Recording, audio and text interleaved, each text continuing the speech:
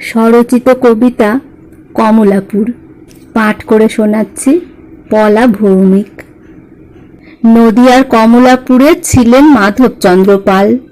তার ছেলের নাম শহীদ জ্যোতিষচন্দ্র পাল। বাংড়ি পোষা, বালাসোর, মহালডিহি, বুড়িবালাম এসব শুনলেই মনে পড়ে যায় বাঘা যতীনের নাম। সাথে ছিল আরো 4 জন, চিত্তপ্রিয় রায়চৌধুরী, মনোরঞ্জন সেনগুপ্ত, নীরেন্দ্রনাথ দাশগুপ্ত আর সেই জ্যোতিষচন্দ্র পাল। মৃত্যু সহজে আসেনি কাছে। আন্দামানের সেলুলারের অত্যাচারে স্মৃতি গেছে। শুধু তাই নয়, শেষ পর্যন্ত পাগল হয়ে সময় কেটেছে।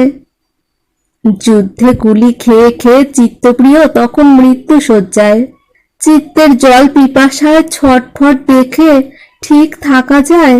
তাই তো নেতা বাঘা যতীন শেষে করেন আত্মসমর্পণ।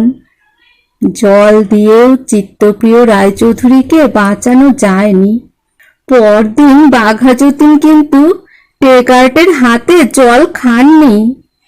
চার্লস টেগার্টের অনুরোধ ফিরিয়ে করেন মৃত্যুবরণ।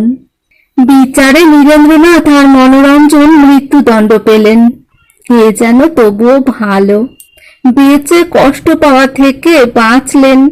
শেষ কটা দিন পাগল হয়ে বহরমপুরে পাগলা গারদে জ্যোতিষচন্দ্র পালের দিন কে জানে কেমন কাটছিল।